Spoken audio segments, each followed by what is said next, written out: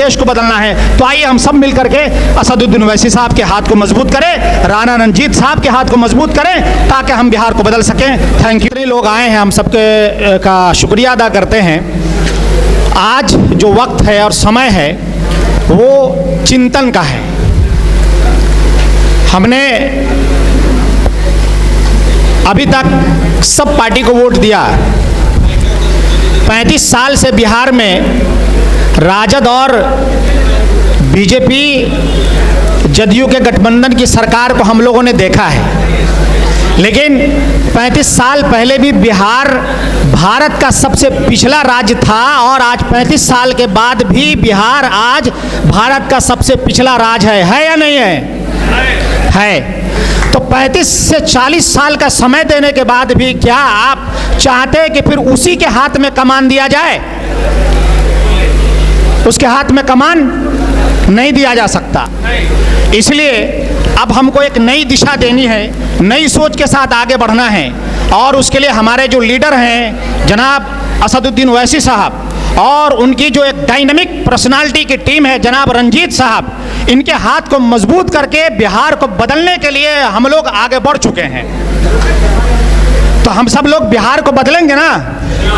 मैं एक बात कहता हूं, जैसा कि जसीमुद्दीन साहब ने कहा कि जनाब असदुद्दीन ओवैसी सिर्फ मुसलमान का लीडर नहीं है, ये दिमाग से निकाल देना है। वो हर मजलूम का लीडर है। किसका है?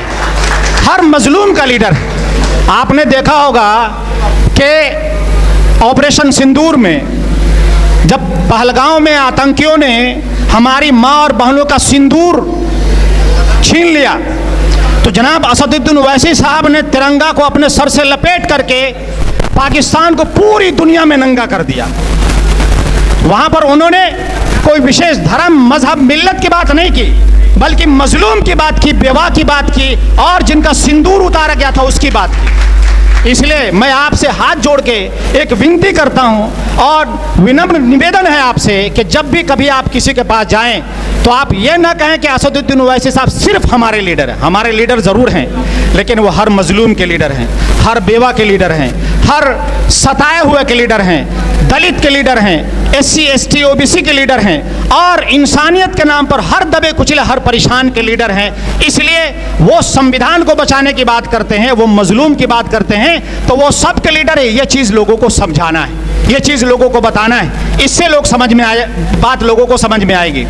दूसरी बात यह है कि आज हमको लोगों को ये बताना है, बस एक मिनट, हमको लोगों को ये बताना है कि सेंट्रल गवर्नमेंट, भाजपा की सरकार ने 10 साल में सिर्फ झूठ से काम लिया, लेकिन हमारे लीडर हैं उनकी झूठ को बेनकाब करके लोगों को समझा के इसको बदलने का काम करना है, बिहार को बदलने का काम करना है। अभी तो इस बाज की असली उड़ान बाकी है, अभी तो इस बाज की असली उड़ान बाकी है, अभी तो इस परिंदे का इम्तिहान बाकी है, अभी तो नापा हमने समंदरों को, अभी तो सारा आसमान बाकी है।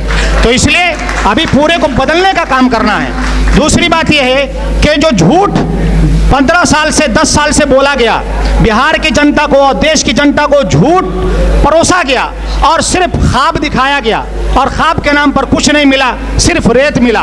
बिहार में आकर के बिहार को भी जनता को ठगने का काम किया हमारे प्रधानमंत्री जी ने। क्या कहा कि आने के बाद कि 50 लाख करोड़ दे दूं, 60 लाख करोड़ दे दूं, 70 लाख करोड़ दे दूं, 80 लाख करोड़ दे दूं, चलो 1.25 लाख करोड़, 1.25 लाख करोड़ दे देता हूं, और देने के नाम पर कुछ नहीं मिला।